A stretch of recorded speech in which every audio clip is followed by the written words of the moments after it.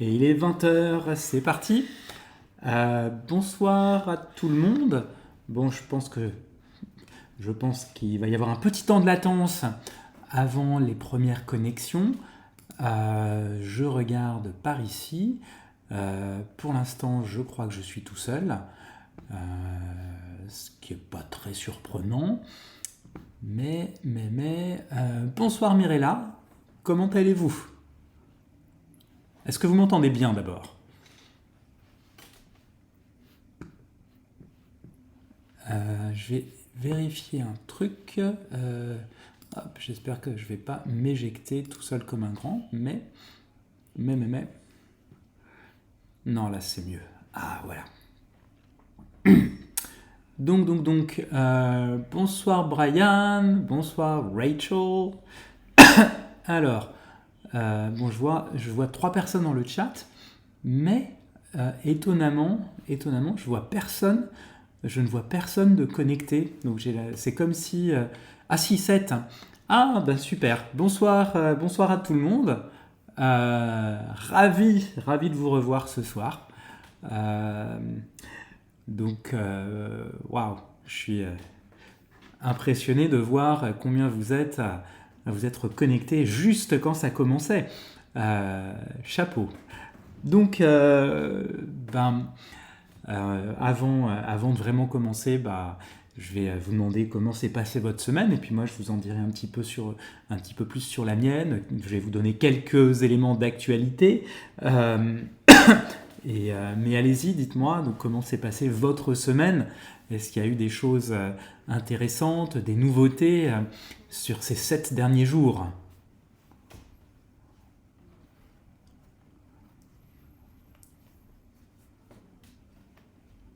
Bon, si ça réagit pas trop de votre côté, moi je vais vous donner donc quelques nouvelles. Je vais vous dire comment s'est passée ma semaine.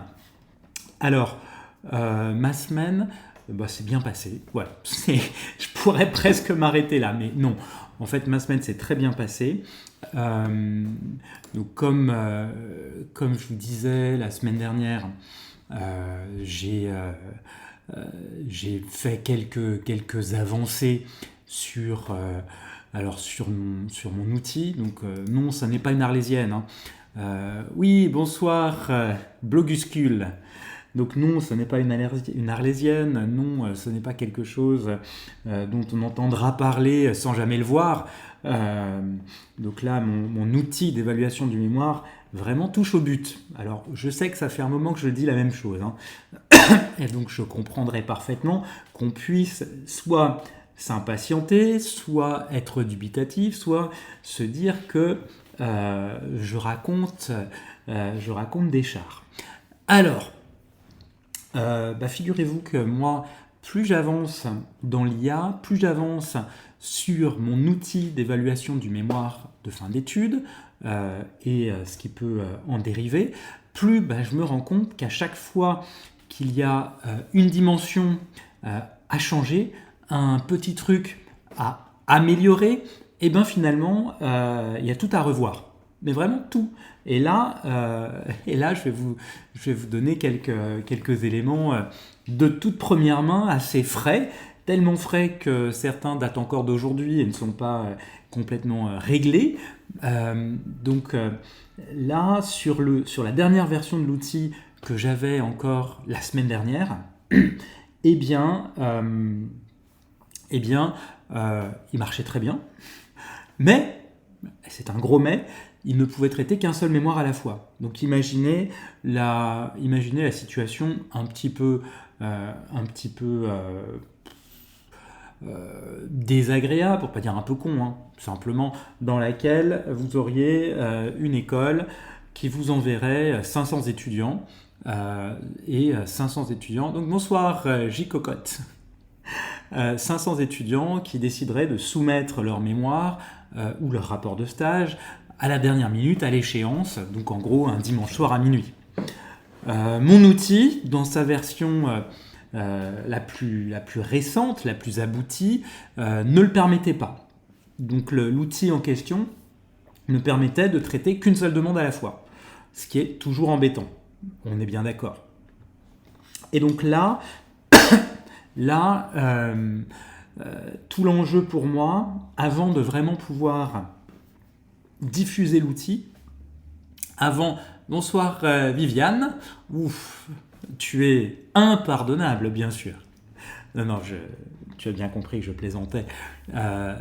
Donc je disais, évidemment, c'est quand même un petit peu embêtant lorsqu'on dit à une école, attention, envoyez un seul étudiant à la fois. Ça rappelle, pour ceux qui l'ont connu, l'époque du Minitel, lorsque on devait s'inscrire dans le supérieur sur Ravel, et où ça se faisait dans le bureau du CPE, et un seul à la fois. Parce que la connexion ne supportait qu'une seule requête à la fois. Donc c'était il y a quand même près de 30 ans, tout ça. Donc si j'ai envie de pas être trop... d'être crédible, je vais dire de ne pas être trop ridicule, mais d'être tout simplement crédible, il me faut... Ah bah oui, ce bruit si nostalgique, eh oui. Eh bien, il faut que j'ai quelque chose qui soit suffisamment robuste pour recevoir un nombre important de requêtes. Et pour ça, j'ai dû faire quelques changements. Alors, les changements ne se voient pas, c'est-à-dire que si je vous montre l'outil que j'ai cette semaine, là où j'en suis cette semaine, vous aurez l'impression qu'il n'y a strictement aucun changement par rapport à la semaine dernière. Et vous aurez raison, parce que c'est pas l'outil qui change, non, c'est toute la structure, c'est-à-dire en fait la structure informatique qu'il y a derrière, qui doit être plus robuste. En gros, ça veut dire qu'il faut un serveur plus costaud, donc ça j'ai déjà, la case est cochée. Après, il faut que sur ce serveur, je paramètre l'accueil, la réception de requêtes multiples. Ça, j'ai fait. Il faut que je règle également dans les infrastructures une mise en file d'attente pour le cas où j'aurai un nombre de requêtes quand même assez important. Il faut que je m'assure que lorsque plusieurs requêtes sont traitées en même temps, ça fait pas tout péter. Et oui. Et si ça fait tout sauter, alors, je vous dirai ce que ça veut dire parce que je l'ai vécu cette semaine justement. Donc, et si ça fait tout sauter, qu'est-ce que ça implique et comment ça se répare? Et donc l'enjeu étant évidemment que ça pète pas d'abord. Et au pire, si ça pète, que ça se voit pas. Ou en tout cas que ça s'auto-répare, ou presque. Alors, donc j'ai vendredi dernier, mais ça je crois qu'on en avait parlé, pas ce vendredi, mais celui d'avant, j'ai changé de serveur, je suis passé sur un serveur plus robuste, plus rapide, je me souviens qu'on en avait parlé. Et puis, j'avais toujours à ce moment-là un outil qui me permettait de traiter qu'un seul mémoire à la fois. Ça marchait très bien, mais pour un seul à la fois. Et là, jeudi dernier, donc il y a 4 jours, enfin 5, jeudi, j'ai passé la journée, ça m'a vraiment pris la journée. Ok, share a wall, no worries. Donc, thanks for your message. Kingsley. Donc, je disais, j'ai passé toute la journée à travailler sur les infrastructures, c'est-à-dire en gros le système d'exploitation, la robustesse du serveur, faire les connexions, etc. Et en fait, ça marchait. Et au moment où j'ai fait un test en fin de journée. Alors non, juste avant de faire un test, j'ai tout sauvegardé. J'ai sauvegardé tout ce que j'avais, me disant, on ne sait jamais ce qui pourrait se produire.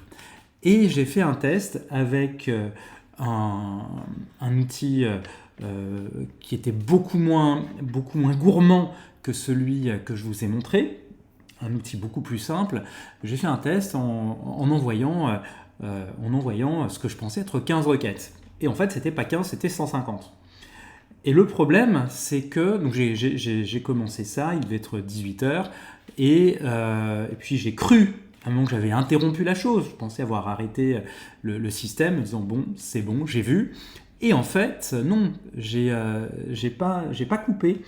Et ce que je pensais être 15 requêtes et qui était 150, en fait, jusqu'au lendemain matin, 8 heures à peu près, 7-8 heures, donc pendant 13-14 heures, ça a été, tiens, salut Clément, ça a été un tombereau de requêtes.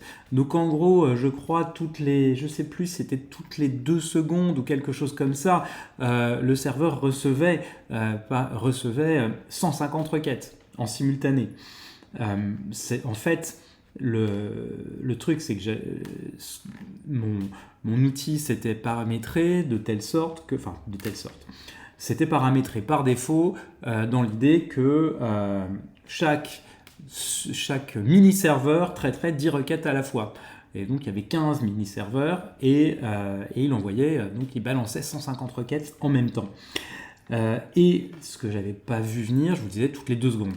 Et donc je suis passé à autre chose, et le lendemain matin, j'ai eu une notification comme quoi mon serveur était saturé, la mémoire était sur le point d'exploser, que tout était en train de griller, ou presque, donc j'ai dû tout arrêter. Et en arrêtant tout, qu'est-ce qui s'est passé à votre avis ? Et forcément, tout ce qu'il y avait sur le serveur a disparu. Et oui, c'est ça qui se produit en fait quand ça grille. C'est un peu comme lorsque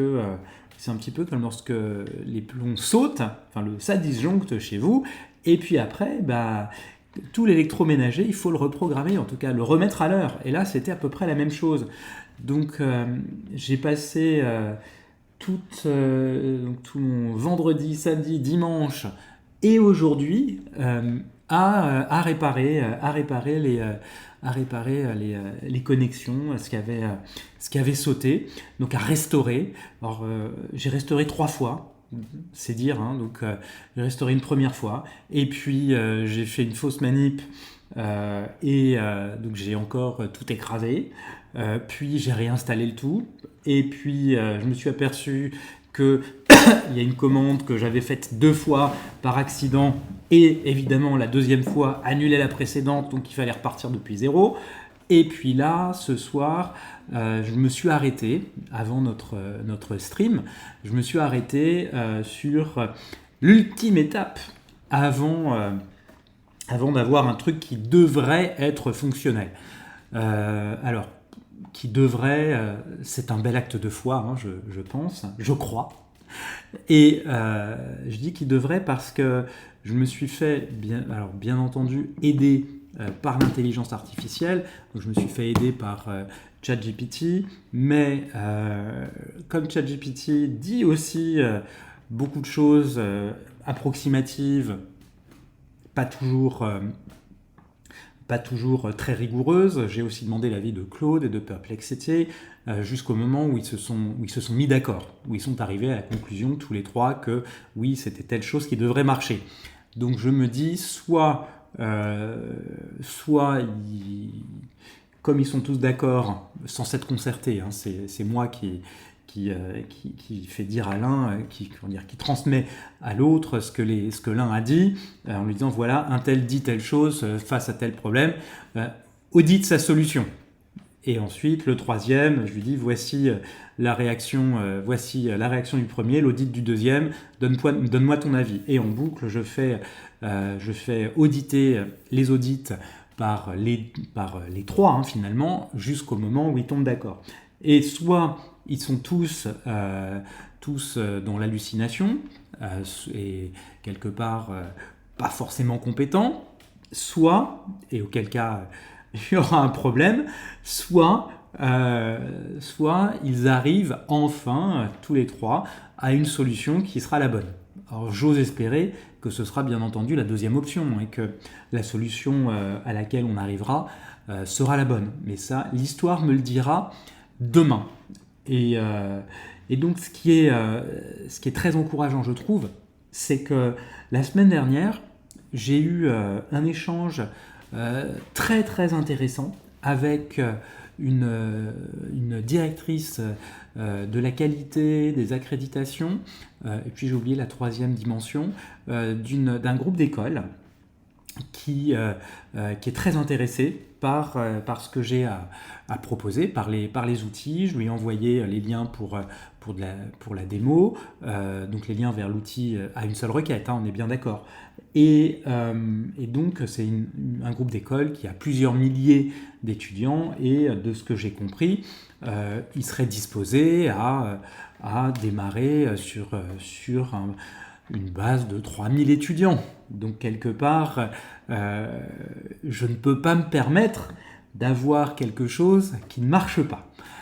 Et demain, j'ai rendez-vous avec une autre école qui a aussi plusieurs milliers d'étudiants, et ce sera pour évoquer les mêmes choses, je suppose.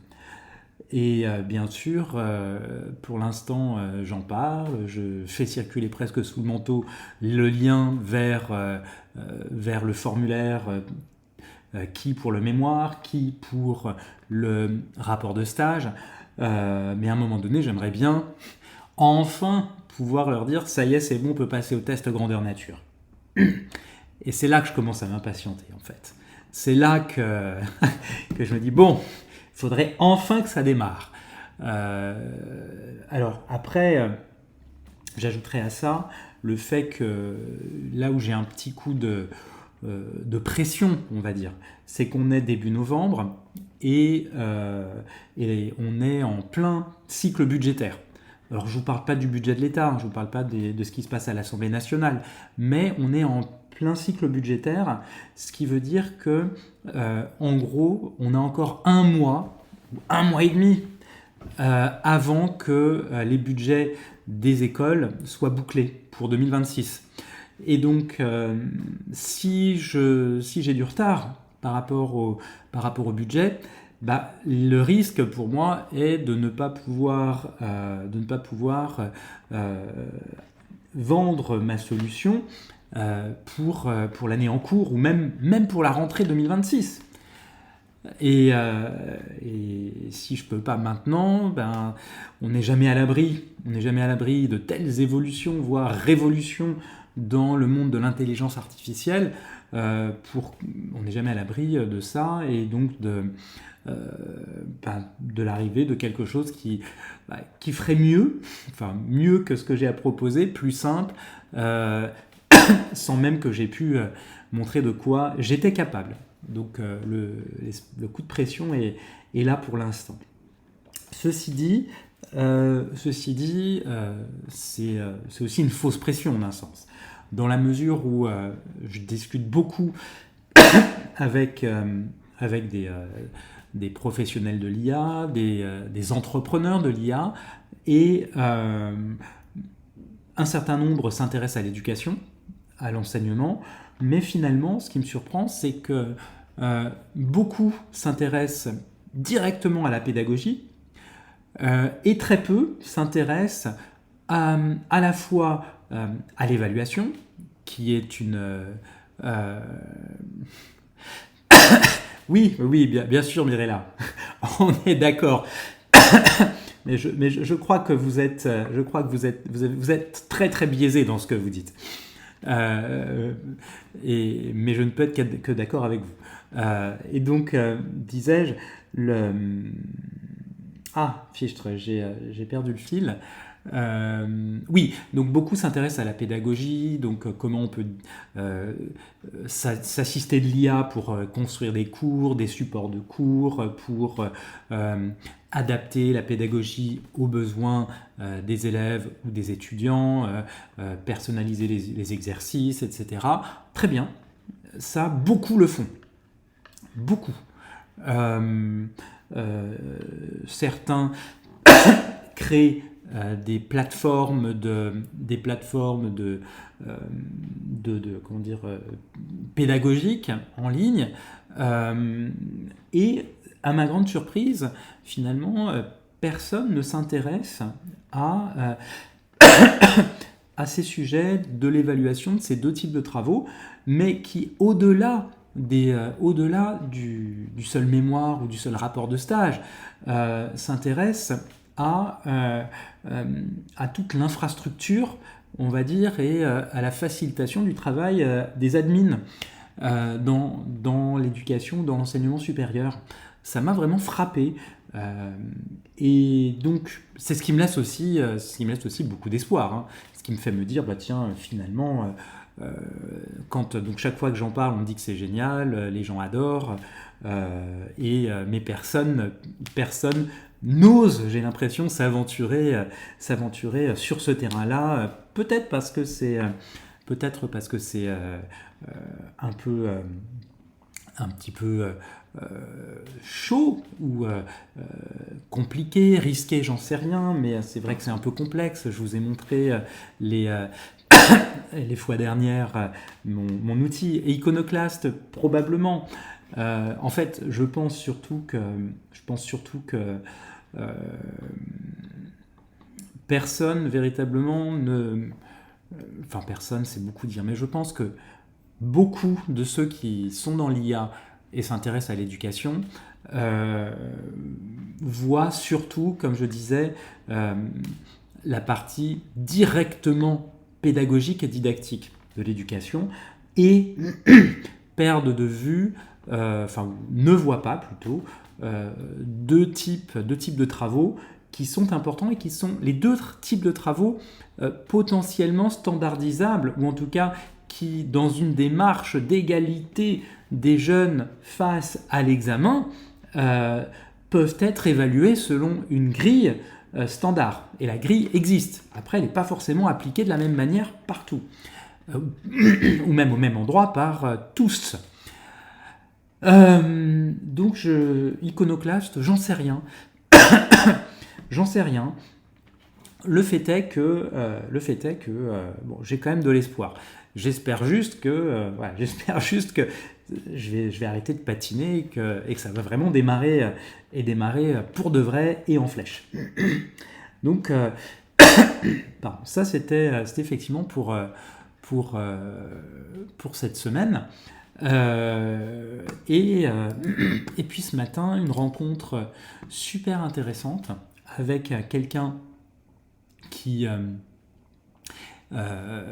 fondé il n'y a pas très longtemps, il y a un an en fait, une entreprise qui travaille sur l'IA et qui fait de la formation pour les cadres dirigeants à l'IA. Et donc elle m'a contacté, on a échangé 2 heures ce matin pour m'inviter à rejoindre son programme, c'est-à-dire à l'auditer de l'intérieur, c'est-à-dire à y participer, mais plus pour lui faire un retour sur le fond, sur la forme, sur plein de choses, plus que véritablement pour moi-même apprendre beaucoup du programme, même si évidemment il y aura plein de choses à découvrir pour moi. Et dans l'idée qu'on puisse vraiment travailler ensemble, parce qu'elle s'intéresse à la formation continue, et moi c'est plutôt la formation initiale et avec et par la recherche. Donc il y a des ponts possibles qui font que, oui, là aussi c'est très encourageant, mais j'ai besoin d'avoir quelque chose quand même à montrer, quoi, hein, qui marche. Enfin, montrer je peux, hein, je le fais déjà, mais un truc qui marche suffisamment pour qu'on se dise ah oui, et oui. Voilà, donc la semaine ça a été ça, avec des frayeurs, donc quelques sueurs froides, avec de l'espoir, forcément, avec de rares grands moments de solitude. Je dis rares parce que je suis très très bien entouré. Truc incroyable, ça je l'ai dit à quelques-uns, le truc incroyable, c'est que je ne me suis jamais senti aussi bien entouré que depuis que je travaille seul. Alors, ceux qui m'entourent me disent « non, tu travailles pas seul, on est là ». Et vous avez raison. Mais c'est vrai que depuis que je travaille de la maison sur mon propre projet, avec mes propres objectifs, etc., je n'ai jamais autant été entouré, appuyé, et ça c'est royal. Donc je suis ravi. Donc c'était une très bonne semaine. Et comme dirait quelqu'un que je connais, un iconoclaste, c'était une semaine meilleure que la précédente et moins bonne que la prochaine. Donc, tout ceci pour dire que tout ce qui a trait aux mémoires, tout ce qu'on voit, j'en connais un qui semble s'être reconnu, deux même, qui semblent avoir reconnu la personne en question. Donc je disais, voilà, donc pour moi, ça rend d'autant plus pertinent, je pense, ces rendez-vous du lundi. Évidemment, je suis ravi que vous soyez là et je me dis, tiens, j'aimerais aussi que les premiers concernés, les étudiants qui sont en master aujourd'hui, voire des étudiants de licence, parce que ça se profile aussi pour eux, qui ont un mémoire à rendre, aient connaissance de mes lives et soit de passage de temps en temps, participe sur le chat. Donc pour l'instant, c'est pas encore le cas. Donc j'espère qu'à un moment, ça viendra quand même. Mais je reste convaincu que c'est pertinent. À telle enseigne que, et je ne vais pas tarder à entrer vraiment dans le vif du sujet, à telle enseigne que sur TikTok, donc je suis sur TikTok depuis pas très longtemps, à peu près aussi longtemps que Twitch. Donc, vous voyez, ça va faire 2 mois et demi. Et donc à telle enseigne que sur TikTok, j'ai en moyenne 2 à 3 nouveaux abonnés par jour sur des questions liées aux mémoires à chaque fois. Je publie essentiellement sur mémoire, un petit peu sur l'IA, mais surtout sur le mémoire de fin d'études. Et alors, ce ne sont pas des vidéos virales, on n'est pas sur du gros buzz. Je fais pas une danse super sexy ou super rigolote en parlant du mémoire de fin d'études. Je pourrais peut-être essayer un jour, mais pour l'instant, j'en suis pas encore là.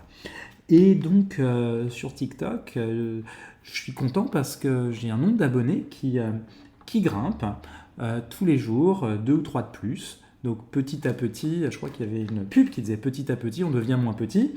Et ben c'est ce qui se produit, donc ça veut dire qu'il y a effectivement un intérêt. Et ce dont je suis très content. Voilà.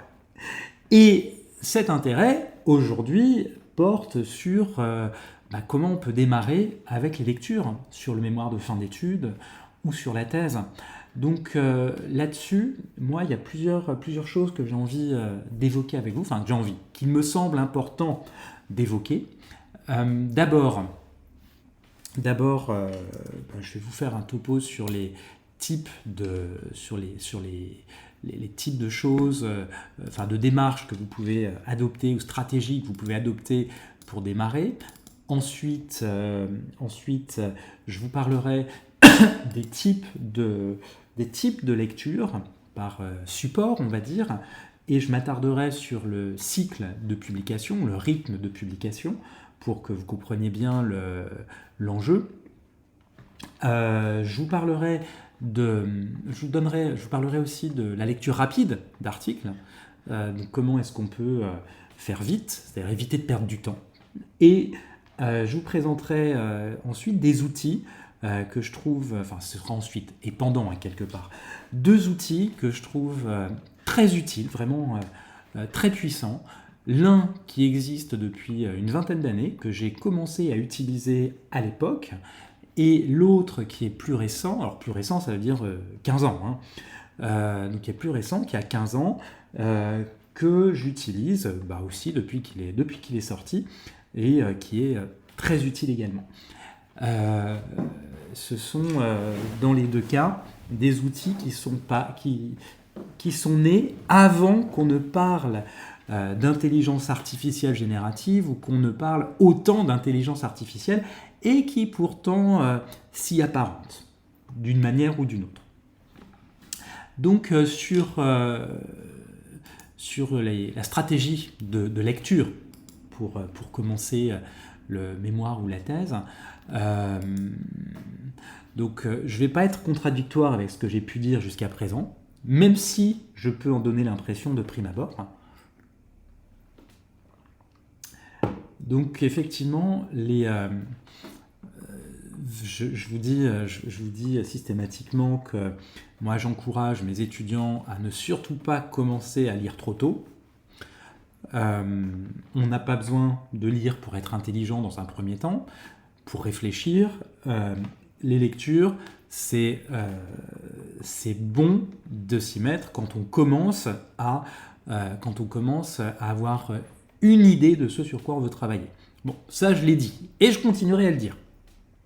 Ceci dit, à un moment, il faut bien commencer. Une fois qu'on commence à être à peu près au clair sur ce qu'on a envie de faire, faut bien se mettre aux lectures. Sinon on est... sinon on n'est pas dedans, quoi. Et donc comment on peut commencer ces lectures? Là, moi je vais vous suggérer une chose qui peut vous paraître là pour le coup iconoclaste, mais en fait je ne pense pas que ça le soit, je pense au contraire que c'est très conformiste. C'est d'aller voir sur les réseaux sociaux, sur les réseaux sociaux dits professionnels, et là je vais vous en indiquer quelques-uns, d'aller voir ce qui se dit sur votre sujet ou sur votre question de recherche. Alors sur les réseaux sociaux, ce que vous allez trouver, ce ne sera évidemment pas forcément, la recherche la plus rigoureuse, la plus sérieuse. Quoique, et c'est le quoique qui est important. Donc en termes de réseaux sociaux, vous en connaissez tous, donc il y en a un que vous connaissez tous qui est LinkedIn. LinkedIn, sur lequel, ce qui est très intéressant je trouve, pour quelqu'un qui fait un travail de recherche, pour d'autres aussi, mais pour d'autres raisons, c'est que sur LinkedIn, vous avez aussi bien des praticiens que des chercheurs. Et chacun met en avant ses préoccupations professionnelles, ses aboutissements, ses réussites. Et pour les praticiens, vous pouvez voir leurs préoccupations professionnelles du moment, certaines réussites commerciales, pas commerciales. Bon, on aime ou pas, c'est pas le problème, mais on peut avoir déjà une idée d'intérêt sociétal lié au sujet.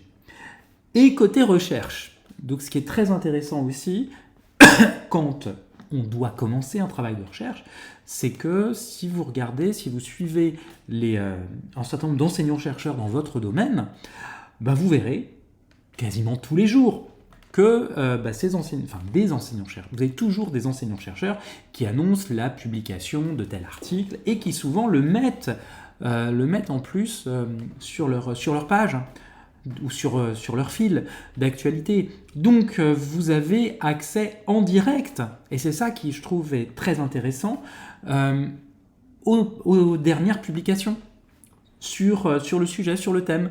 Donc des choses les plus récentes qui soit viennent de paraître, soit sont à paraître, et que vous n'avez même pas besoin d'aller chercher à un endroit plus ou moins inconnu de prime abord. Donc moi, aujourd'hui, je recommande volontiers d'aller taper d'abord sur les réseaux sociaux. Donc LinkedIn, alors évidemment, je vous parlais de TikTok et de la danse sexy, de la danse du ventre, je ne suis pas certain que sur TikTok, vous trouveriez beaucoup d'articles publiés, mis en valeur par des enseignants-chercheurs. J'ai pas cherché, j'ai pas vérifié, mais de ce que je comprends de TikTok, ce serait surprenant. Donc plutôt des réseaux sociaux dits professionnels, type LinkedIn. Après, il y en a d'autres. Il y en a un qui s'appelle ResearchGate. Je vais voir si j'arrive toujours... Ah oui, je sais comment je vais pouvoir y accéder pour vous le montrer. Donc il y a ResearchGate. Il y a également academia.edu. Alors, ResearchGate, voici. Alors, je sais que là, vous ne voyez pas. On est bien d'accord. Je partage mon écran avec vous, donc pomme que voilà. Donc ici vous avez ResearchGate qui est un portail pour les chercheurs. Et donc vous avez grosso modo, ça marche en fait comme n'importe quel réseau social, hein. Simplement, donc vous avez ici votre compte, là des personnes que vous suivez, des chercheurs que vous suivez, et puis un certain nombre de publications. Donc là, vous voyez, si on regarde ici, Rafi Guillemedjian, c'est un de mes collègues à GEM, à Grenoble. Donc Rafi a un papier qui doit sortir en décembre 2026, qui sera publié véritablement, c'est-à-dire qu'il est accepté, pas encore publié, et il le met déjà sur sa page Research Guide, et on peut y accéder. Marcos Barros, pareil, un article paru, publié en septembre 2025, donc sur des méthodes critiques, etc., etc. Alors après, vous pouvez chercher ici par hashtag, vous pouvez chercher par personne, vous pouvez envoyer directement un message à un tel ou un tel. Moi, j'en ai reçu certains. Alors c'est vrai que je les ai, j'avais oublié, donc ça fait une éternité que je n'ai pas consulté. Mais en gros, ici, je reçois des messages de personnes qui me demandent si je peux leur envoyer tel chapitre d'ouvrage que j'ai rédigé, tel article publié ou autre. Donc le plus souvent, je le fais avec plaisir, hein, bien volontiers, quand ça n'a pas été mis en ligne déjà. Sinon, je peux recevoir aussi des messages de personnes qui me demandent un conseil sur leur travail ou qui souhaitent échanger sur leur travail. Donc, moi, je conseille de passer par un portail type Research Guide. Mais ensuite, il y en a un autre, alors que là, j'ai consulté depuis encore moins longtemps. Donc, je ne saurais même pas vous dire si mon compte est toujours actif, mais c'est exactement du même acabit. C'est donc Academia. Donc, Academia, c'est le même principe. La grosse différence, c'est que sur Academia, vous avez des choses qui sont payantes. Et là, quand c'est payant, ça devient tout de suite moins intéressant. Bon, ok. Je ne vais pas vous montrer Academia parce qu'il faut que je réactualise mon compte et c'est peut-être pas très pertinent que je le fasse maintenant sous vos yeux. Mais en allant taper donc, sur ces réseaux sociaux, soit professionnels, soit académiques, eh bien, vous pouvez avoir accès à des publications récentes sur le sujet. Et donc en cherchant par hashtag, mots-clés, ça facilite la vie, bien sûr. Ça, donc, c'est la première chose que je suggère de faire. Évidemment, ça nécessite déjà d'avoir une idée des principaux mots-clés qui vont guider votre travail de lecture. Donc les mots-clés, dans un premier temps, il s'agit de les identifier comme étant les principaux concepts qui sont dans l'intitulé du sujet, dans la formulation de la question de recherche. Jusque-là, rien d'original, hein.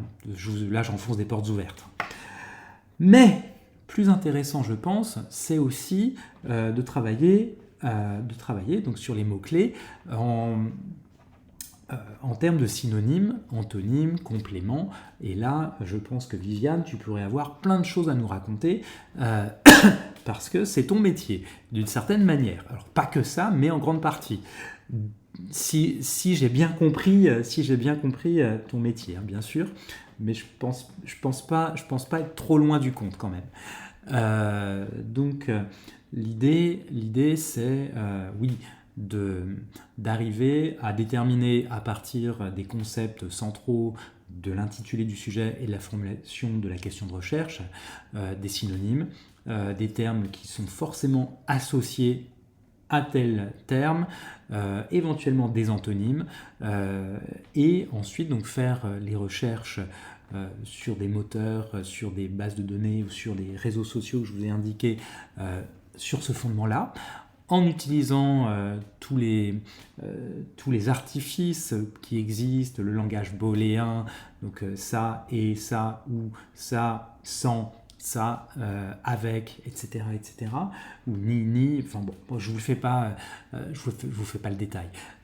Et donc comme ça, vous pouvez effectivement commencer à trouver des choses. Maintenant, je vous disais, je vais évoquer les lectures, ou le type de lecture à privilégier. Ça ne veut pas dire que ce sont les seules lectures qu'il faut faire, mais qui sont vraiment à privilégier pour un mémoire de fin d'études ou pour une thèse. Donc les lectures en question, ce sont les articles scientifiques, les articles parus dans des revues académiques, et ceci en priorité, donc avant tout le reste. Avant tout le reste, ça veut dire avant les ouvrages, avant les chapitres d'ouvrages, avant même les autres thèses, les autres mémoires, ou tout autre type de lecture. Et alors, je dis ça tout en étant un fervent défenseur des ouvrages. Donc moi, quand j'écris, j'ai une nette préférence pour les bouquins. C'est beaucoup plus agréable à écrire qu'un article. C'est, je trouve, aussi plus agréable à lire qu'un article. mais alors ça a aussi plus de alors, là, c'est l'ego qui parle, hein, mais je ne peux pas faire autrement. Ça a aussi, quelque part, plus d'autorité, plus de prestige social d'avoir fait un bouquin que d'avoir pondu un article dans une revue que personne ne lit. En revanche, un bouquin disponible à la FNAC ou sur Amazon, eh ben, tout de suite, ça parle. Donc, indépendamment de ça, bien sûr, moi, je suis un fervent défenseur des ouvrages. Maintenant, voici pourquoi il faut privilégier les articles de recherche. Donc je vais être un petit peu long, mais c'est à dessein. Je vais vous parler du cycle de publication, du rythme de publication. Comme ça, vous allez voir finalement. Je commence par la fin de l'histoire et je vous donne le cycle de publication. La fin de l'histoire, c'est qu'un article académique paru dans une revue scientifique, c'est un travail qui a été évalué plusieurs fois. Donc c'est un travail qui, lorsqu'il est publié, est supposé de bonne qualité, est supposé fiable, donc il n'y a pas de souci. Quand vous prenez sur Internet, parce que j'avais des étudiants qui disaient « oui, j'ai trouvé ça sur Internet ». Internet, c'est la même chose que dire « j'ai trouvé à la bibliothèque ». Ça peut être aussi bien au rayon périodique qu'au rayon BD ou qu'au rayon jeunesse ou au rayon déco ou je ne sais quoi. Bon, ça veut rien dire. Donc, dans les autres types de ressources, vous avez des... les noms sont généralement donnés en anglais. Vous avez généralement des working papers, work in progress. Vous avez des communications à des conférences, à des congrès. Vous avez des versions bêta de ceci ou de cela. Vous avez aussi des ouvrages dont on ne sait pas forcément où ils sont parus, ou même si on sait où ils sont parus, on ne sait pas forcément comment ils ont été publiés.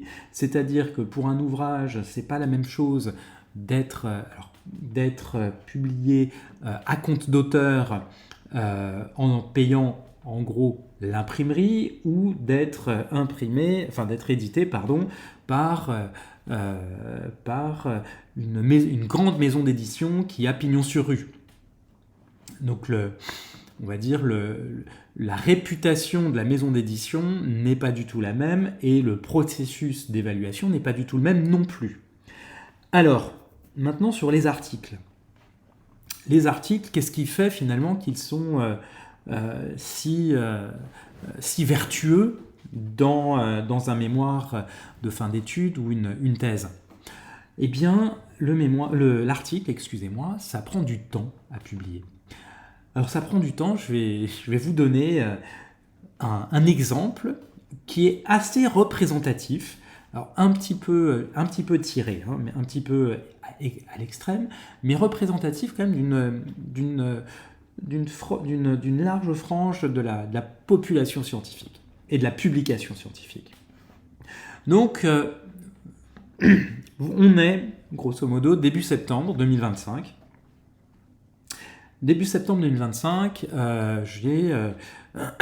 j'ai collecté de la matière, j'ai fait les lectures nécessaires et je me dis, bah tiens, j'ai de quoi faire un article. Donc en gros, de septembre à peu près à mi-décembre, donc sur 3 bons mois, 3 mois et demi, je rédige une première version solide de mon article. Je ne vais pas pouvoir le publier maintenant tel quel.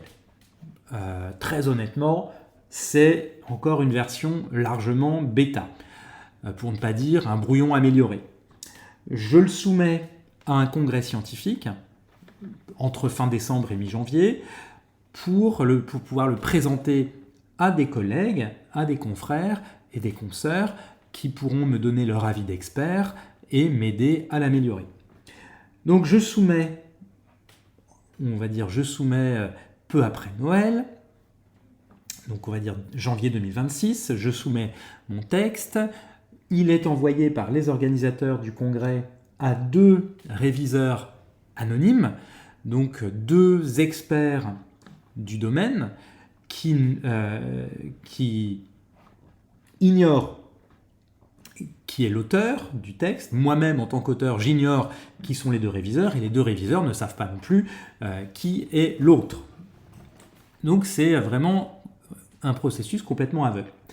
Les réviseurs vous renvoient autour du mois de mars, mi-mars, fin mars, leur révision, donc leur rapport de révision, suggérant un certain nombre de modifications, posant un certain nombre de questions, pointant du doigt des choses qui vont bien ou moins bien, des choses qui nécessitent des ajustements, des améliorations, etc. Et la conférence se tient entre fin juin et mi-juillet. Donc une fois que vous avez reçu les rapports, vous réécrivez votre article. Donc on le réécrit de sorte à pouvoir le renvoyer quelques jours avant la conférence, et ensuite on le présente.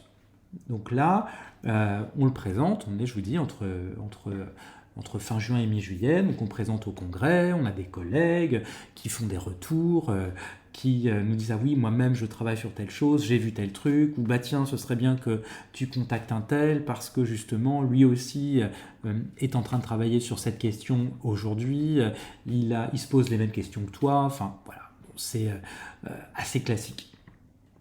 Et surtout, ces retours, ils sont faits pour nous aider à améliorer notre papier, encore une fois.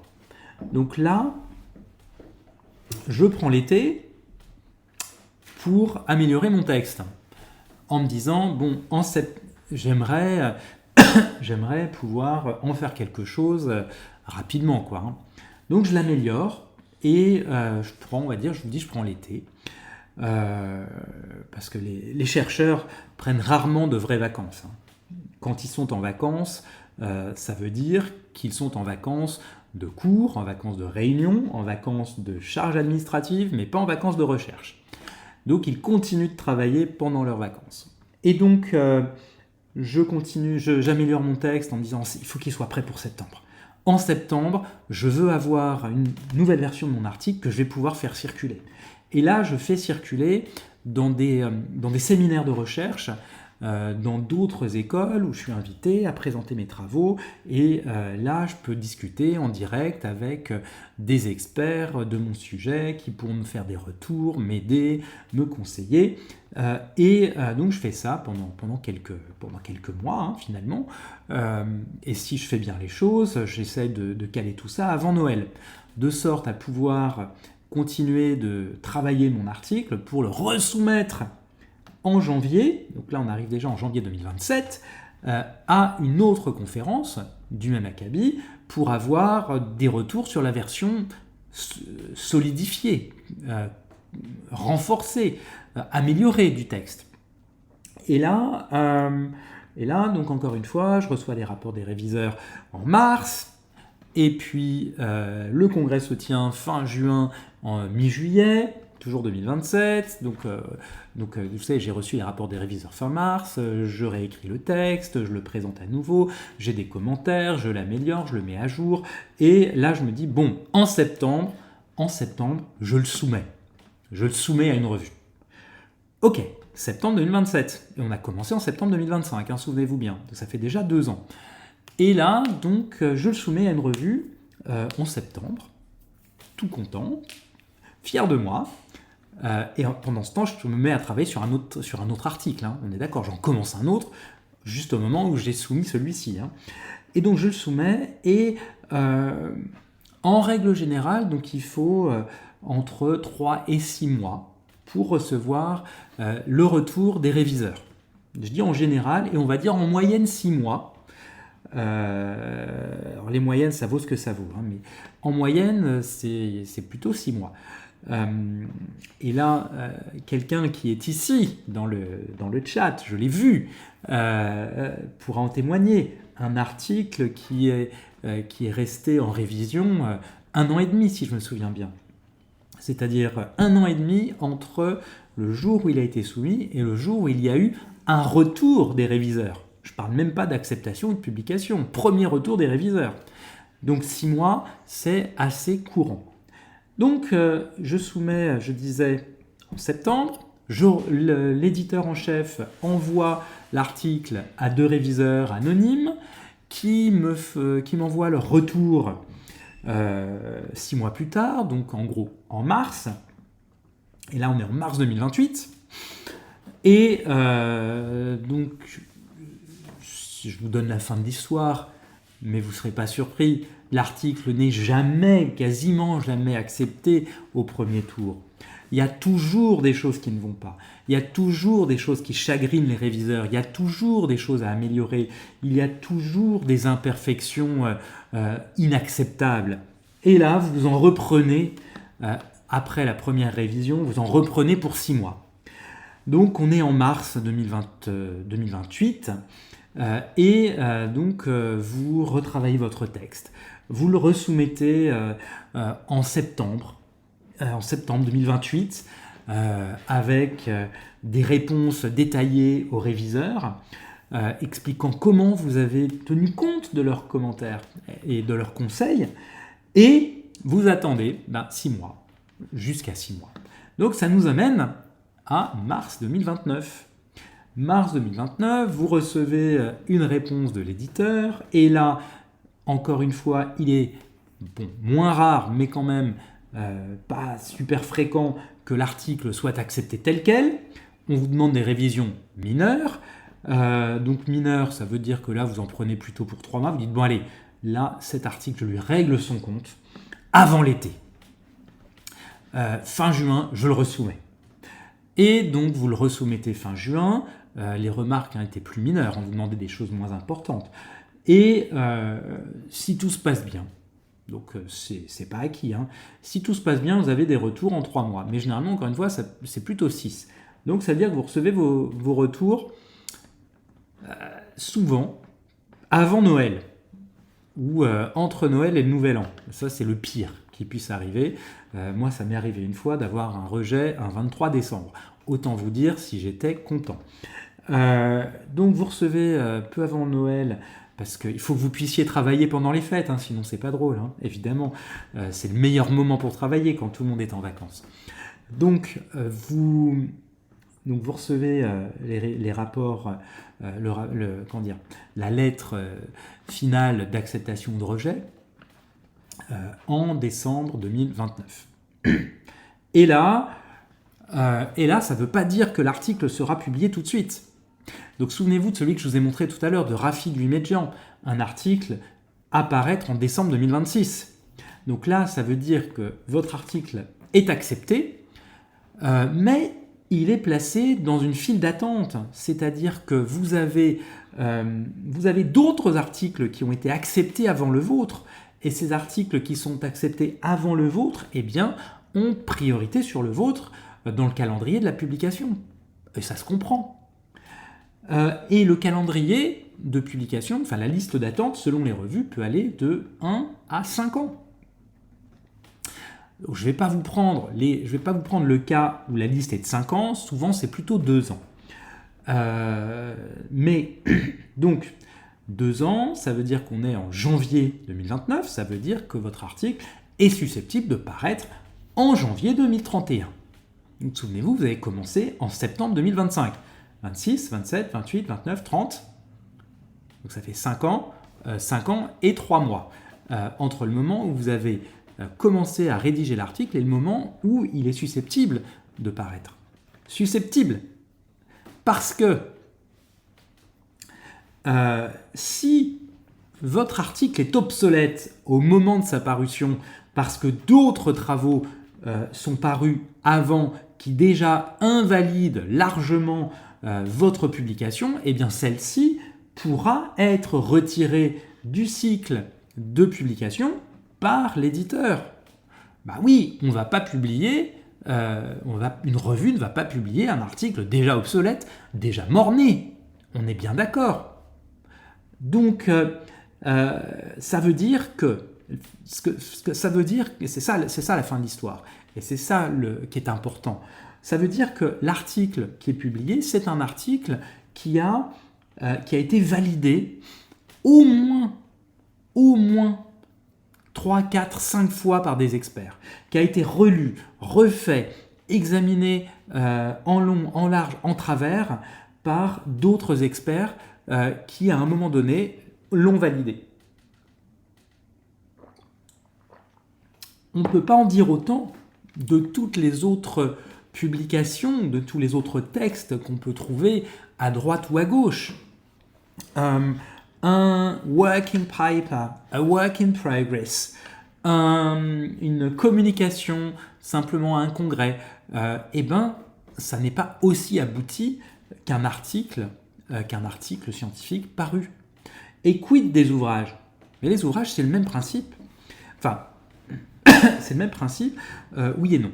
C'est-à-dire que les ouvrages, quand vous rédigez un ouvrage, à la différence de l'article, c'est que vous n'êtes pas évalué par l'éditeur sur le produit fini. Parce que pour l'article, c'est le produit fini qu'on évalue. Hein. Pour l'ouvrage, on évalue une promesse, un projet. Et personne ne vous demande de compte véritablement sur le produit fini. Ce qui importe à l'éditeur, c'est que le produit fini soit livré. Et de préférence dans les temps. Mais à partir du moment où le projet a été validé, et à partir du moment où du coup vous avez signé un contrat avec l'éditeur, il n'y a aucun risque, ou très minime, que l'ouvrage ne voit jamais le jour. Ce qui veut dire que dans l'ouvrage, vous pouvez davantage vous faire plaisir que dans un article où vous cherchez surtout à faire plaisir aux lecteurs, enfin pas aux lecteurs, mais aux relecteurs, aux évaluateurs, aux rapporteurs, aux réviseurs.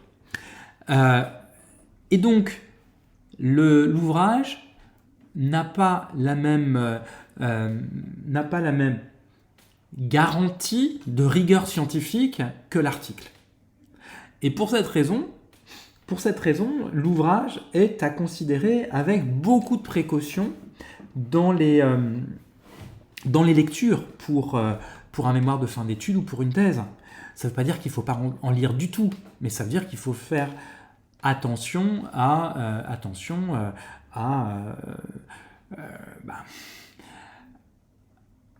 l'autorité du texte en question. Et là, ça va m'amener sur autre chose, sur un outil qu'un certain nombre d'entre vous connaissent déjà, donc je prétends absolument pas réinventer l'eau chaude, mais un outil donc, qui est très très puissant. Donc vous trouvez un ouvrage, par exemple. Là, je parle d'ouvrage délibérément, hein, bien sûr, parce que on est souvent tenté de commencer par ce qu'on connaît. On connaît les livres, on connaît les ouvrages. Donc, vous tombez sur un ouvrage qui s'appelle, je vais prendre à dessein, Le Nouvel Esprit du Capitalisme.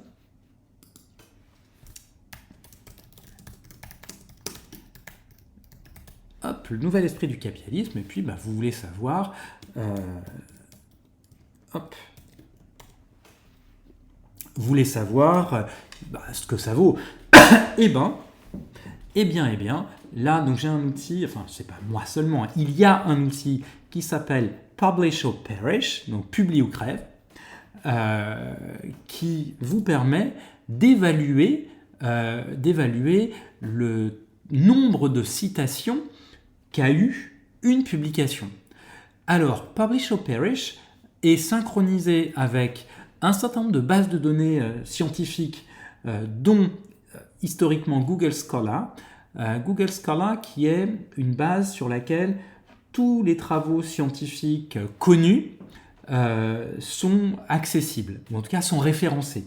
Tous les travaux scientifiques connus, ça veut dire aussi bien des articles publiés dans des revues académiques à comité de lecture, comme ce que j'ai évoqué tout à l'heure, que des ouvrages ou encore des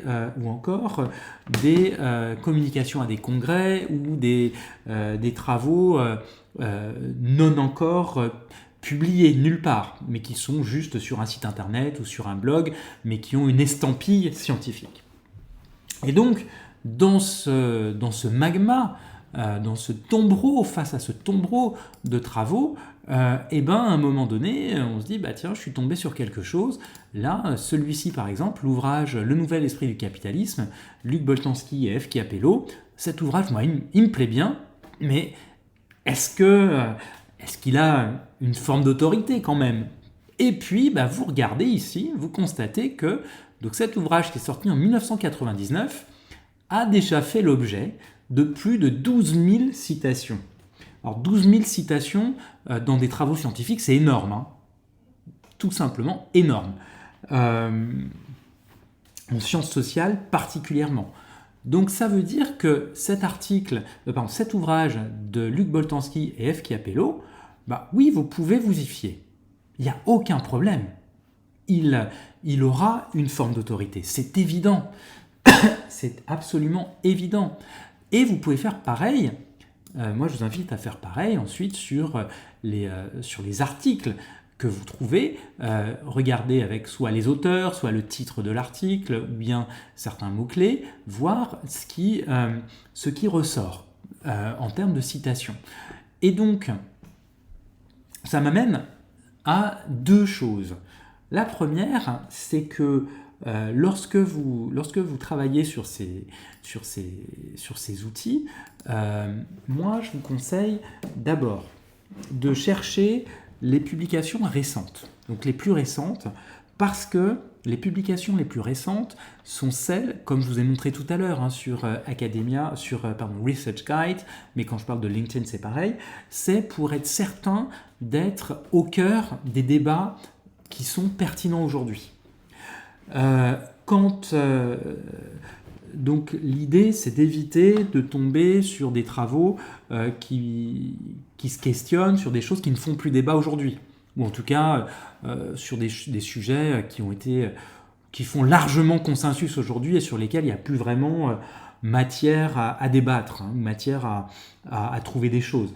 Et donc un exemple que je donne souvent, c'est celui du développement durable ou de la responsabilité sociale des entreprises, où il y a 20 ans, on se demandait si la RSE, responsabilité sociale des entreprises, c'était un truc de riche, si seules les entreprises riches pouvaient se le permettre. Aujourd'hui, on ne se pose plus la question. Non, ce n'est plus un enjeu de savoir si c'est un problème de riche ou non. Tout le monde doit s'y mettre. Et la question qui se pose aujourd'hui, c'est plutôt de savoir comment ça se mesure. Comment on mesure l'impact sociétal de l'entreprise. Et si on va plus loin, les débats aujourd'hui sont même sur est-ce qu'on peut édicter des normes comptables, parce que ça revient à ça, des normes comptables de mesure, enfin des normes de mesure et de publication par des états comptables et non financiers, mais comptables, de cet impact sociétal et environnemental. Donc, les débats ont beaucoup évolué, les discussions ont beaucoup évolué, et donc il est plus que nécessaire de s'intéresser aujourd'hui aux questions du moment, donc sur des articles récents. Mais aussi, il y a des articles fondateurs et qu'il est important de comprendre, d'identifier par le nombre de citations. Notamment, un article très cité est un article qui fait autorité. C'est un article qui a posé les jalons d'une discipline ou d'une problématique ou d'un champ. Et et donc il est important d'aller aussi voir ces références fondatrices. Et là, donc comment on fait? Alors, une question qui m'avait été posée hier quand je streamais avec un public anglophone, c'était bon, mais finalement, est-ce qu'il vaut mieux privilégier des articles récents ou des articles beaucoup cités? Et c'est une très bonne question. Donc moi, j'aurais tendance à dire les deux, mon capitaine.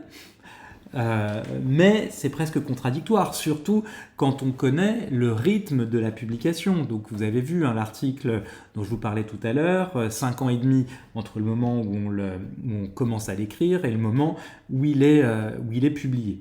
Donc effectivement, même un article paru en 2024 a peu de chances d'être beaucoup cité en 2025. Alors, ça veut dire que des articles récents, oui, mais ce qui sera important, c'est à ce moment-là d'aller voir des articles, c'est d'aller voir l'auteur. Et vous pouvez aller rechercher l'auteur sur Publish or Perish, comme je vous ai montré tout à l'heure. C'est-à-dire vous trouvez un article de tel auteur et en fait, là on a F. Chiapello. On va prendre F. Chiapello ici. Et en gros, vous ne savez pas, alors honte sur vous si vous ne savez pas, mais vous ne savez pas quelle est l'autrice d'un best-seller mondial, Le Nouvel Esprit du Capitalisme. Et vous tombez sur un article d'elle qui date de 2020 quelque chose. Alors, je vais vous prendre un article récent, voilà. Cet article, alors peut-être pas l'annexe, c'est pas forcément le plus pertinent, mais on va dire, vous tombez sur un article de 2020. Alors bon, 2020, c'est un ouvrage de 2020, Sociologie des outils de gestion, introduction à l'analyse sociale de l'instrumentation de gestion. 607 citations. Bon, alors, ce qui est énorme, 607 citations. Bon, et la question c'est est-ce que cet article aujourd'hui, est-ce que cette autrice, finalement, est-ce que cet article vaut la peine? Vous regardez F. Chiapello et puis vous voyez que quand même, Le Nouvel Esprit du Capitalisme en français 12 000 citations, en anglais 9 000, en espagnol 3 000, en italien 2004, bon, je vous les fais pas tous. Donc en gros, c'est une autrice qui a autorité. Donc même si elle a publié quelque chose récemment et qui a peu de citations aujourd'hui, alors là l'exemple que j'ai pris n'est pas un bon exemple, 607 citations en 5 ans c'est énorme, mais si elle a publié récemment, on peut quand même avoir bon espoir quant au fait que cette publication fera date. Et donc, si on s'y réfère, si on la cite, il y a de fortes chances qu'on soit dans le vrai, enfin dans le juste en tout cas, qu'on ait tapé juste. À présent, je voulais aussi donc vous parler de la lecture d'articles. Et après, je vous présenterai un autre outil que je trouve formidable. Donc, sur la lecture d'articles, quand vous lisez un article, surtout pour la première fois ou les premières fois, vous pouvez y passer un temps monstrueux. Donc moi, j'ai un étudiant qui passait 3, 4, 5 heures sur un article. Parce qu'il cherchait à bien le comprendre. Il faisait bien son travail de lecture. Mais c'était totalement inefficace. C'est-à-dire qu'une fois qu'il est arrivé au bout de l'article, oui, il l'avait compris, mais il avait presque oublié ce qu'il avait lu, tellement il avait fait quasiment une exégèse du texte. Et donc un article, c'est aride, en règle générale. Un article scientifique, c'est un peu long, c'est technique, ça peut jargonner par moments,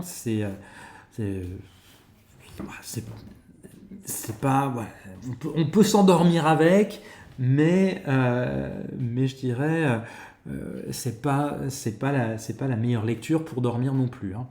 On peut aussi avoir des insomnies avec. Non, plus sérieusement, le pire qui puisse arriver, c'est qu'on passe un temps fou à lire un article dont on se rende compte, au bout du compte, qu'il nous était peu utile, ou en tout cas que finalement on ne va pas le retenir. Et donc, moi j'ai un conseil à donner pour faciliter la décision de retenir ou non un article. Eh bien, c'est une lecture qui vous permet en moins d'une demi-heure de déterminer si un article est pertinent pour vous ou pas. Donc c'est toujours mieux que de passer 3-4 heures dessus, même 1 heure et demie. Alors, première chose, là je vais enfoncer une porte ouverte. Vous regardez le titre. Si le titre révèle une pertinence pour vous, eh bien à ce moment-là, évidemment, vous continuez, vous allez plus loin. Si le titre ne révèle aucune pertinence, eh bien, vous laissez tomber tout de suite. Puis vient le résumé. Le résumé est à l'image de l'article. C'est-à-dire qu'il vous donne véritablement ce qu'il y aura dedans, aussi bien sur le fond que sur la forme. Et donc, sur le fond, vous pouvez vous rendre compte, alors le résumé est à lire 1 minute, c'est pas très long, donc vous pouvez vous rendre compte sur le fond si ça a un intérêt pour vous ou non, et sur la forme, si vous trouvez le résumé abscon, compliqué, fumeux, il y a de fortes chances que l'article soit du même acabit. Et à ce moment-là, si vous ne vous y retrouvez pas, alors, à moins qu'il s'agisse d'un article fondateur, auquel cas il est important de savoir ce qu'il y a dedans.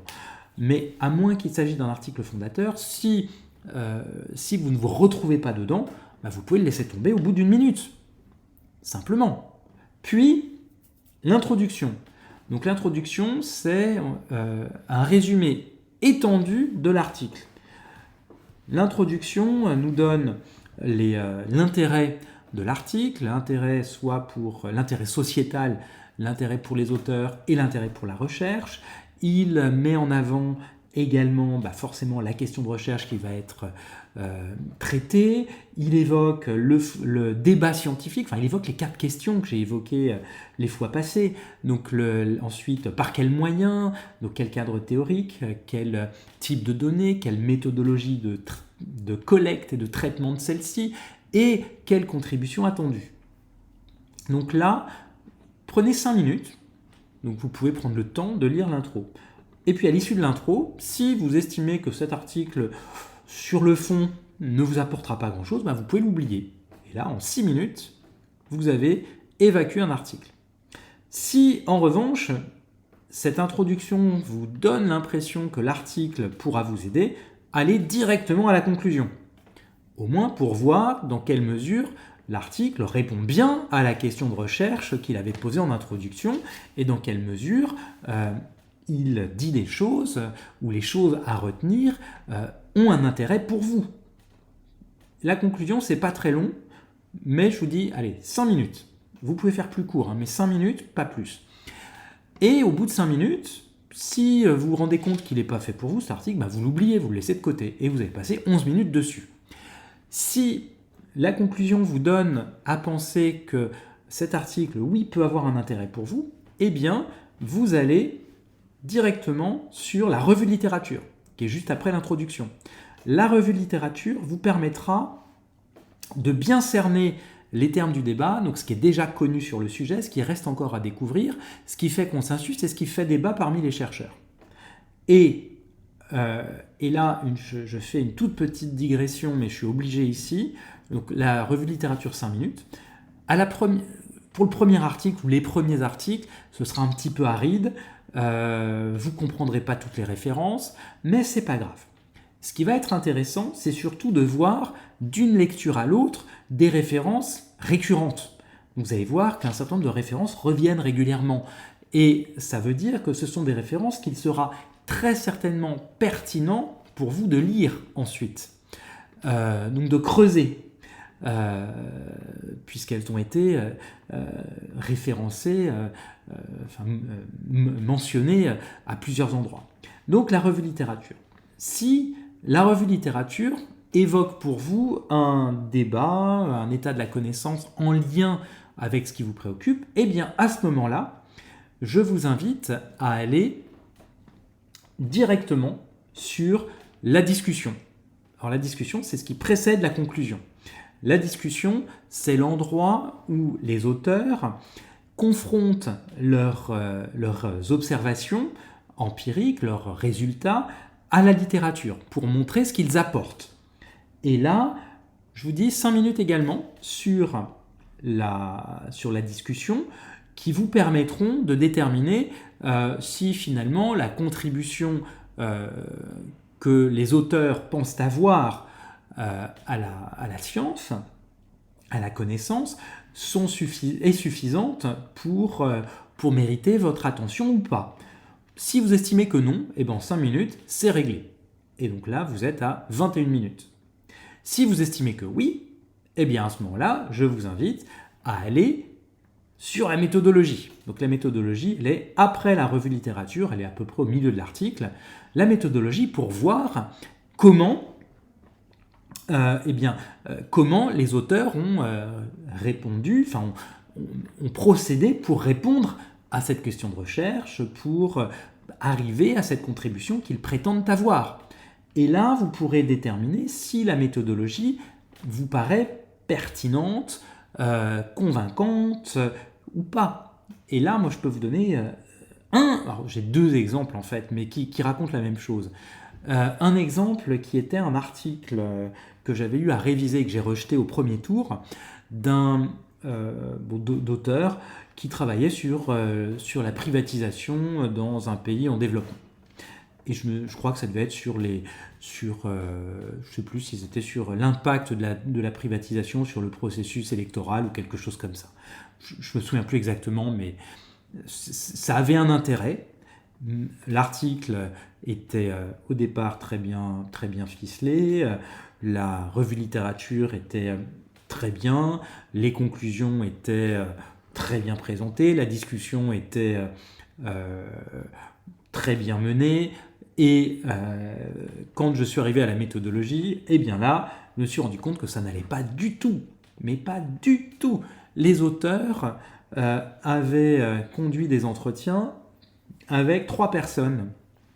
Et à partir d'entretiens conduits avec 3 personnes, ils se sont estimés en mesure de tirer des lois générales, universelles sur le fonctionnement de la démocratie. Honnêtement, sur un plan méthodologique, bancal à mes yeux, enfin pas qu'au mien, mais moi j'étais l'évaluateur. Donc en tant qu'évaluateur, j'ai trouvé ça plus que douteux. Et à ce moment-là, je ne suis pas allé plus loin. Enfin, si, je suis allé plus loin en tant qu'évaluateur, mais en tant que lecteur, je me serais arrêté là, en me disant, c'est pas la peine de continuer. Et si, effectivement, après 21 minutes, donc ça veut dire 1 minute d'intro, 1 minute, de résumé, 5 minutes pour chacune des autres sections, si au bout de 26 minutes, en l'occurrence, excusez-moi, vous êtes convaincu que l'article n'est pas fait pour vous, vous pouvez vous arrêter là. Si en revanche vous estimez qu'il peut vous être utile, vous le relisez depuis le début. Depuis le début, ça veut dire introduction, revue littérature, méthodologie, résultat que vous n'avez pas lu encore, discussion, conclusion. Et là, quand vous le relisez pour la 2e fois, vous le relisez en sachant déjà ce que vous allez trouver. La seule chose qui sera nouvelle pour vous, ce sera les résultats. Ce sera la partie empirique. Mais que vous lirez avec les yeux de quelqu'un connaissant déjà l'article, c'est-à-dire connaissant déjà le début et la fin de l'histoire. Et donc vous pourrez avoir un regard encore plus critique, encore plus affûté. Vous pouvez être encore plus sagace sur ces données empiriques, sur ces résultats empiriques. Donc ça, c'est pour la lecture rapide. Et en lisant rapidement, comme ça, donc là, vous avez vu, en moins d'une demi-heure, on a pu déterminer si un article était pertinent ou pas. Donc ça veut dire, si on se fait des journées de lecture de 8 heures, ça veut dire qu'on peut se lire une quinzaine d'articles par jour. En une semaine, ça veut dire, donc en 6 jours de travail, ça veut dire 90 articles, jusqu'à 90 articles.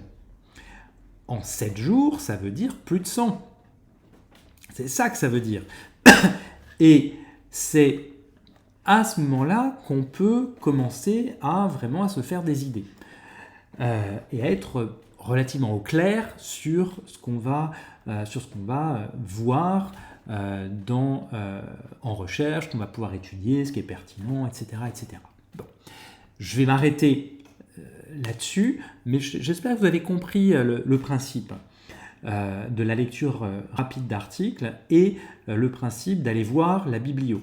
Parce que là, j'ai évoqué la revue littérature, mais évidemment, une chose à faire pour des articles qui vous semblent pertinents, c'est ensuite d'aller voir la biblio et de sélectionner dans la biblio des articles dont vous allez vérifier l'autorité d'abord avec un outil type Publish or Perish ou autrement pour éventuellement les lire, pareil, de manière rapide pour commencer.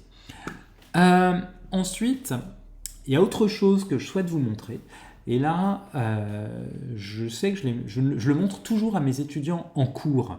Mais normalement, de mémoire, comme j'ai plus fait de cours à ceux que j'ai normalement pas fait cours, à ceux qui sont parmi nous ce soir, vous ne l'avez pas vu, ce que je vais vous montrer. Donc ça devrait être quelque chose, là, pour le coup, d'inédit.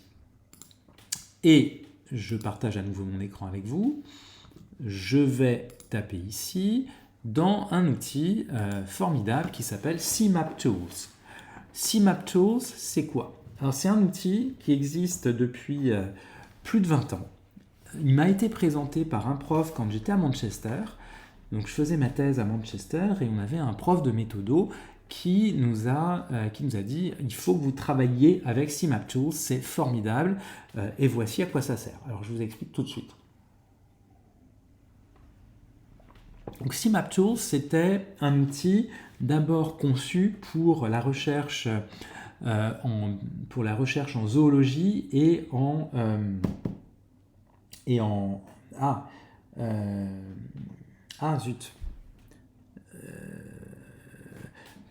étude des plantes, excusez-moi, en biologie et en zoologie. Et donc, cet outil au départ a été conçu pour tracer finalement une sorte de généalogie des espèces animales et des espèces de plantes, pour la faune et la flore. Et progressivement, il s'est étendu à tous les champs de la connaissance. Donc, ce qui est intéressant, c'est que ça fonctionne sous la forme de cartes conceptuelles. Et l'outil est tellement puissant que vous pouvez, c'est son principe. Là, je ne vais pas pouvoir le faire avec vous parce que je n'ai pas les droits, mais vous allez comprendre tout de suite. En fait, vous entrez un concept, et en allant chercher, donc ici Search, vous pouvez aller chercher dans toutes les publications qui sont recensées sur Internet. Vous pouvez aller chercher tous les concepts qui sont associés à un concept donné. Et là, ce qui va se passer, c'est que vous avez normalement une fenêtre qui apparaît ici à droite. Bon, là, c'est une nouvelle version, mais en gros, vous avez une nouvelle fenêtre qui apparaît à droite avec la liste des concepts associés à celui-ci. Et donc, vous pouvez cliquer sur un autre. Donc ici, Concept Maps. Et bien finalement, tiens, je peux aller cliquer et dire, tiens, je veux effectivement Joseph Novak. Et tiens, il y a aussi Organized Knowledge, Focused Questions. Donc, je tire et je peux continuer à l'envie, comme ça. Et ça me permet, au final, d'avoir une arborescence conceptuelle par laquelle je peux identifier quels sont les concepts centraux, les concepts clés en lien avec ma question de recherche, et ceux qui sont périphériques. Vous voyez, ceux qui sont tout en bas, ici, que j'ai surligné en bleu, sont probablement secondaires et ne méritent peut-être pas d'être examinés en premier, tandis que ceux-ci au-dessus sont beaucoup plus importants parce que centraux aujourd'hui, tous quasiment interconnectés entre eux. Et donc cet outil, notre prof nous avait dit qu'il l'avait utilisé pour sa propre thèse a posteriori. C'est-à-dire qu'il l'avait fait, il l'avait utilisé pour pouvoir mettre sa thèse sur une carte conceptuelle et s'assurer que tout tenait la route, que tout était cohérent et qu'il n'y avait pas finalement d'idées déconnectées, décousues. Moi, je l'ai fait aussi. Attendez, est-ce que je vais le retrouver? Alors là, je ne retrouve plus le fichier d'origine. Là, c'est juste un PDF. Mais moi, j'avais fait ça aussi sur ma thèse. Et qui parlait de accountability dans une congrégation religieuse, qui était l'Armée du Salut, dans 4 pays, mais surtout avec 7 groupes ethniques. Et en fait, là, si vous voyez, j'ai certains concepts qui sont entourés de bleu, qui sont directement reliés à l'accountability, donc qui étaient, lorsqu'on regardait dans la littérature, associés au concept de covenant, qui est comme un contrat moral. Et puis le covenant avait 3 formes, complet, partiel ou nul, enfin nul dans le sens vide, vide de sens.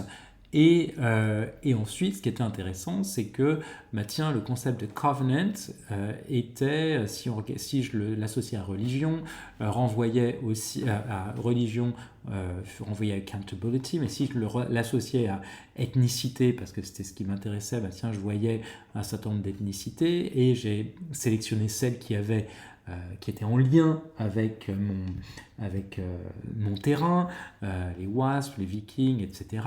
Et puis ensuite, en regardant les différentes ethnicités, j'ai vu certains concepts qui étaient associés, le traditionnalisme, cohésion sociale, le luthéranisme, etc., etc.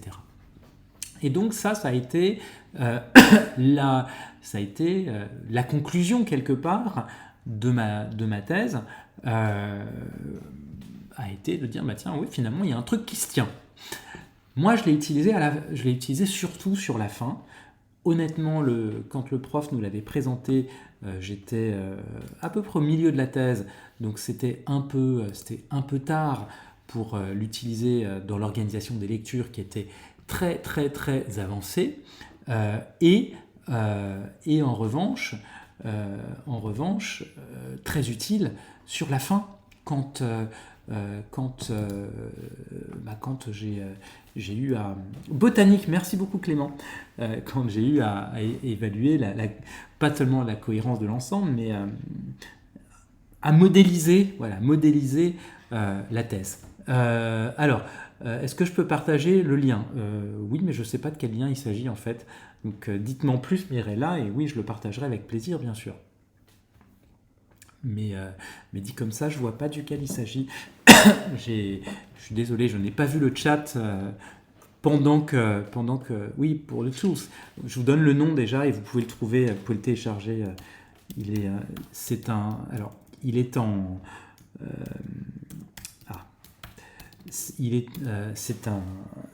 open source. Il est en open source et du coup, vous pouvez le trouver. Facilement, gratuitement n'importe où. Il marche aussi bien pour Mac que pour PC. Donc c'est vraiment très très puissant. Ça peut demander un petit peu de temps pour la prise en main, mais je trouve plutôt ergonomique, plutôt intuitif finalement. Donc ça, c'était effectivement des choses que je souhaitais vous montrer pour démarrer, parce que je pense que ça peut être très utile. Alors à la fois d'être au clair sur comment ça marche la recherche et notamment la publication, pour voir ce qui mérite d'être lu en priorité comme type de source, et puis également vous montrer ces 2 outils. Donc ça me paraissait utile, pertinent. Et ceci étant dit, Je voudrais votre avis sur autre chose. Euh, j'ai donc j'ai rejoint, vous savez, un club d'entrepreneurs de l'IA. Je fais une revue de presse quotidienne sur les sujets d'IA, qui va devenir une revue de presse hebdomadaire parce que ça peut devenir assez lourd, assez indigeste à l'usage. Et il a été évoqué l'idée de faire une chaîne, eux pensaient une chaîne YouTube, donc qui parlerait d'IA et où je pourrais avoir une revue de presse. Finalement, ça ne se fera pas, mais de mon côté, l'idée fait son chemin. Et je voudrais votre avis.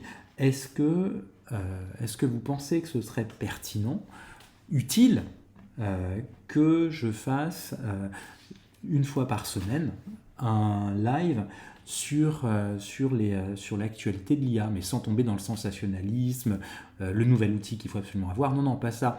Mais en gros, les grands mouvements de la semaine, les grandes thématiques qui sont ressorties sur l'IA, et telles qu'on a pu les voir dans la presse.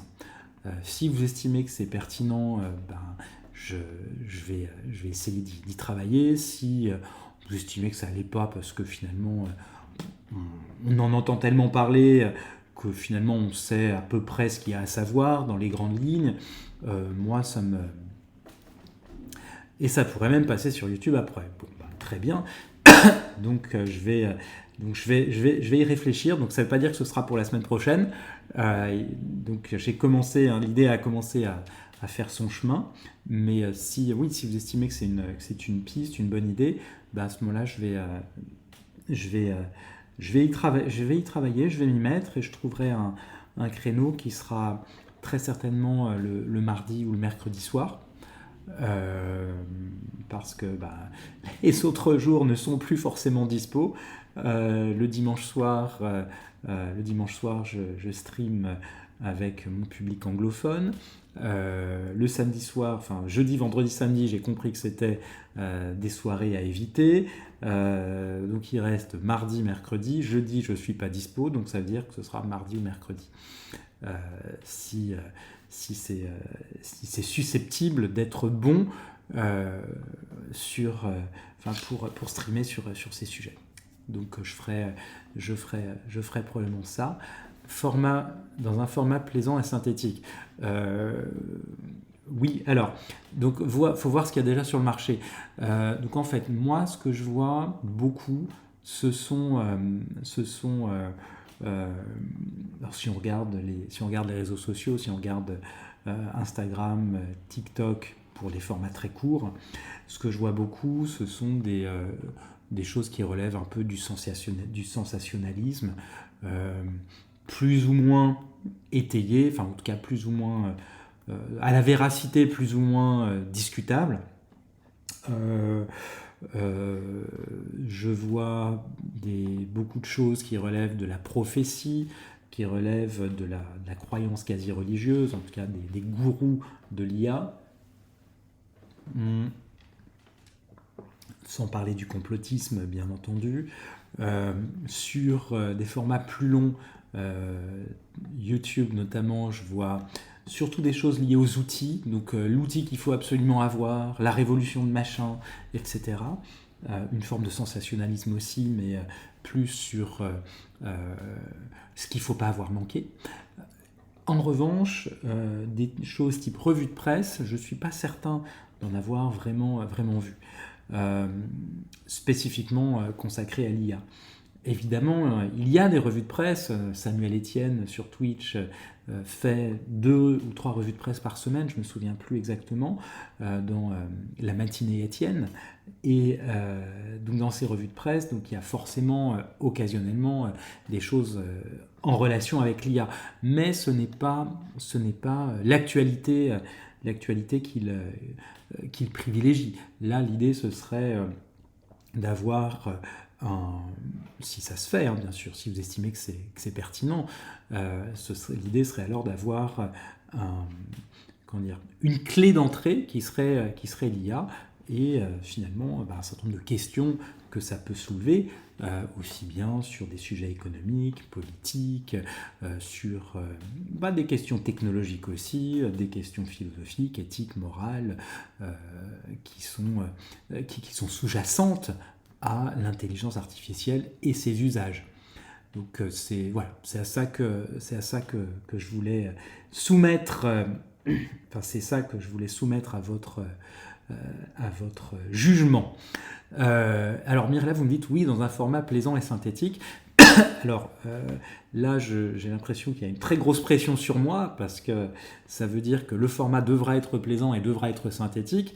Donc est-ce à dire que par défaut, il ne l'est pas? Alors je plaisante, mais... donc si vous estimez que ça peut être utile, moi ça me fera plaisir d'essayer, en espérant que ça marchera.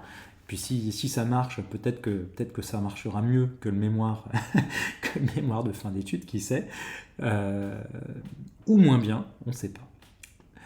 Voici ce que je pouvais partager avec vous pour ce soir. J'espère vraiment que ça vous aura été utile, ou en tout cas que vous y aurez trouvé un intérêt. Évidemment, comme je vous disais à l'ouverture, si vous avez autour de vous des gens, des étudiants de licence, des étudiants de master, voire des doctorants au début qui sont susceptibles d'être concernés par le mémoire de fin d'études, qui se posent des questions, qui n'ont pas forcément dans leur établissement directement à disposition les réponses aux questions qui peuvent se poser, moi je suis plus que preneur de les avoir ici, de pouvoir répondre à leurs questions, de pouvoir les aider. Le principe de mes lives, c'est ça, c'est de pouvoir autant que possible être utile à ceux qui en ont besoin sur ces sujets-là. Et donc Mirella, vous dites, et oui, simple pour qu'une fille, une petite sœur de 7 ans comprenne. Alors, peut-être pas tout, mais un certain nombre de choses, oui. Il y a certains sujets d'IA, je pense que ce sera peut-être un peu compliqué de les faire passer à une petite sœur de 7 ans, parce que ça risque de demander beaucoup de...